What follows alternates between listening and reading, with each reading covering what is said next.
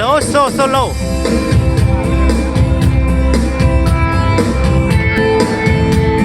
Colorado, Denver.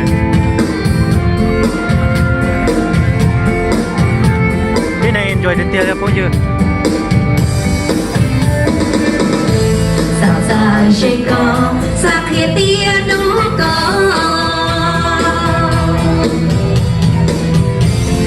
Tao chỉ có, thiệt bỏ có luôn gì, oh yeah. Dòng đi luôn tiền tê nó nơi trả tôn gì. Trong một chiếc ca ly, thao của tao chỉ có. Sa có cơ bao giờ học cô xiên trừ. Bao tiền lên từ ta tỏ xa ly cha. Sa trong con trong qua ký hình cha.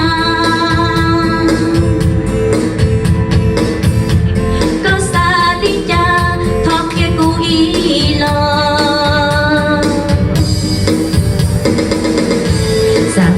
Chỉ có sao kia tia đủ có.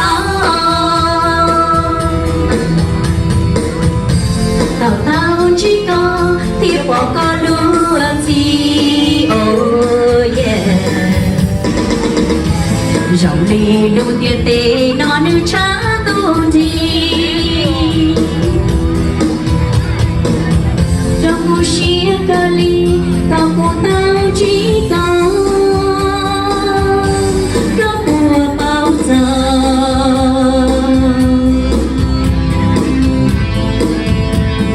Hãy chập lại.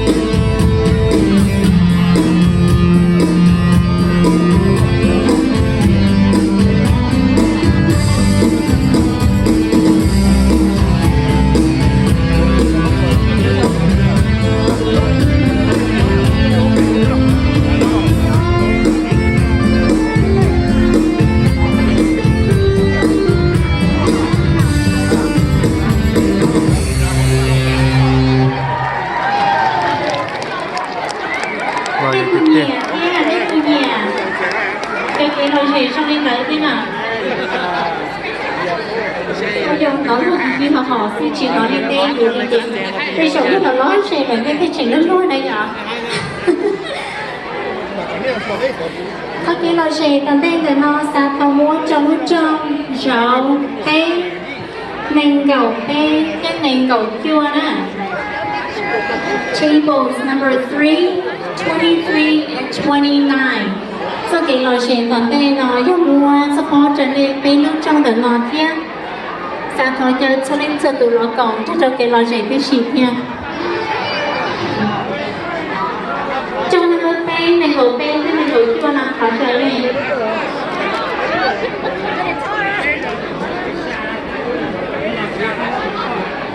Hiện giờ chế một tiếng này.